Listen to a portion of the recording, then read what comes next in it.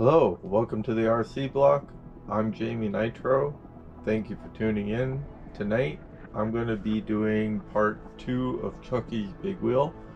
I'm going to get this chassis started tonight. You're going to see the direction I'm going, and yeah, stick around. Here we go.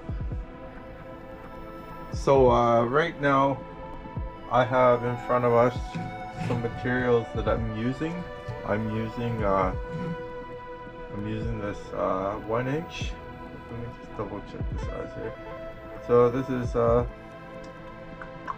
1/8 by 3/4 flat bar steel, and this is just regular steel. It's not just mild steel, nothing expensive.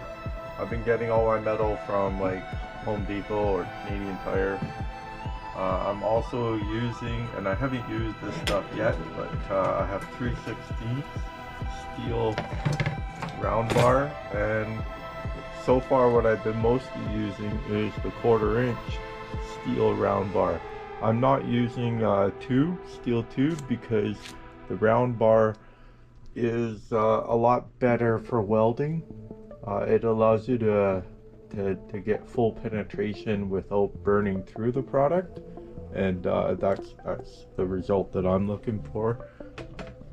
Now, this is basically all the materials that I'm going to use to build the chassis. I'm going to also use some aluminum,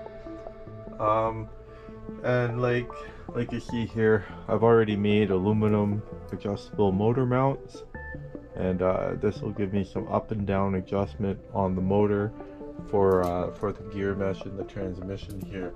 And I've also made the neck piece. This is the main stem of the neck, and I got 5 by 10 flanged bearings on both ends.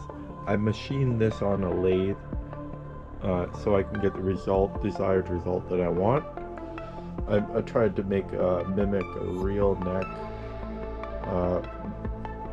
So hopefully the finished result will come out like I want.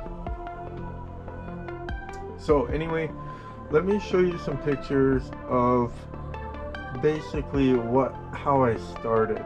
In these pictures, you know, I've gone and measured out all the pieces that I want. I've cut every piece. I've gone and I've beveled each piece. Doesn't matter if it's a 45-degree cut, a straight cut.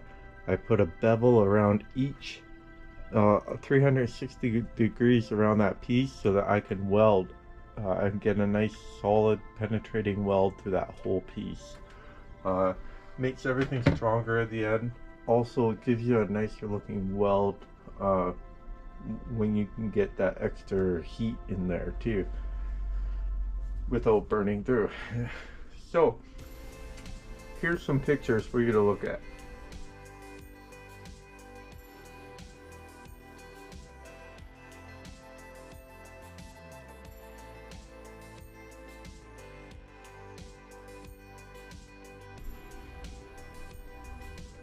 So as you can see in the pictures, I really made sure everything fitted together very nicely, and everything has nice bevel on it before I do my welding. Now in the picture you also saw my welding jig. For me, it's very important to have the welding jig, especially when you're making or beginning the first part of the chassis build. If your chassis isn't straight to begin with, everything else you do will not be straight. So to make the lower section, and I'm going to do this chassis in a few different sections and welds, so I can you know, get the desired result, because I don't want to get myself welded into a corner. I want to make sure that I can weld, or I can mount each piece that's required to make the model. So I'm going to start first by making sure I have the radiator fully mounted, then I'll get the motor mounted, the transmission mounted, and the rear end. And then once I got all these things mounted, and also let's not forget the front Springer suspension, I gotta get all that stuff mounted. first before I can build the top portion of the chassis. So the big part is building the lower portion, getting the neck right, sitting where I want so it clears the radiator and the fan, making sure it's tall enough too to look the way I want to get that old school chopper look, but also look like a big wheel or closely resemble. I want it to look more like a chopper than a big wheel, but when you look at it, I want you to be able to say, man, that looks like a big wheel. So that's what I'm going for.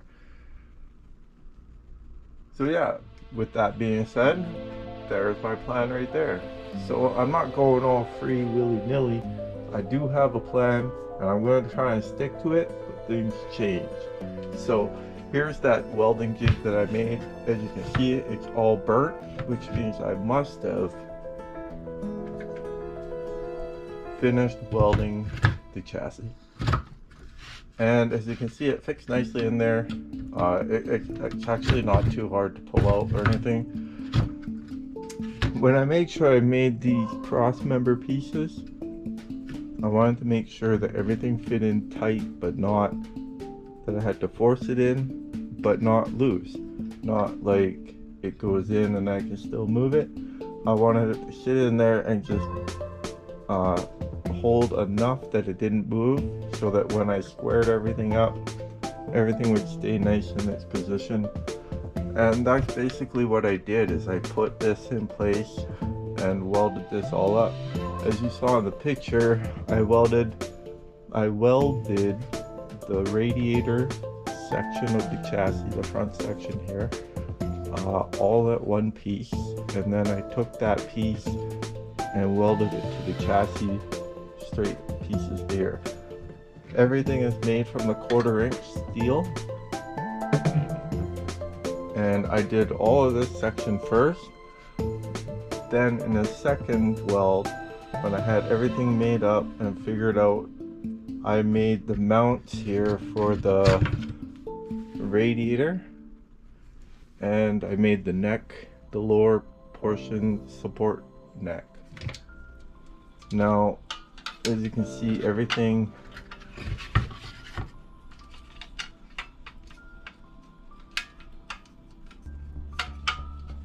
is nice and flat when it sits on here.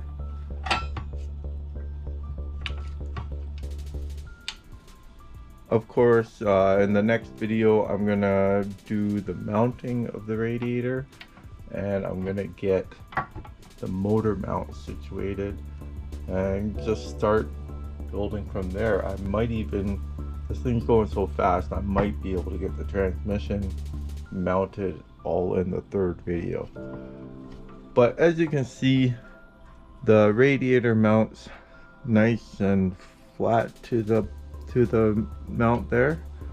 I have each of the pieces welded, so now all I have to do is drill. I'm going to mark my centers and drill everything, and I'll show you how I do that later. And another thing that's really important to show here, the way I've done the lower support of my neck here,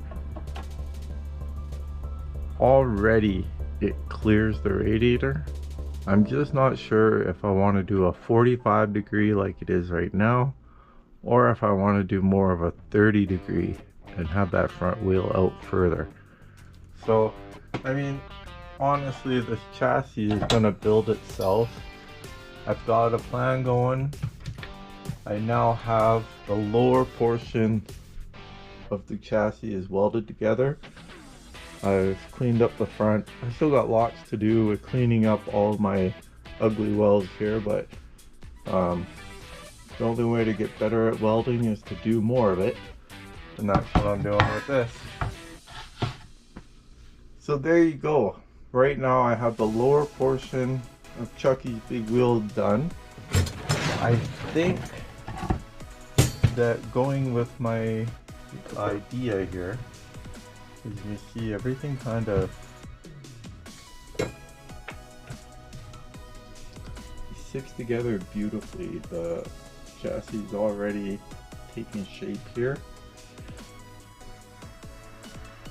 Yeah, so if you got any questions, please make a comment down below. I'm always happy to answer people's questions, um, fill in the gaps, because sometimes the videos don't fully explain everything.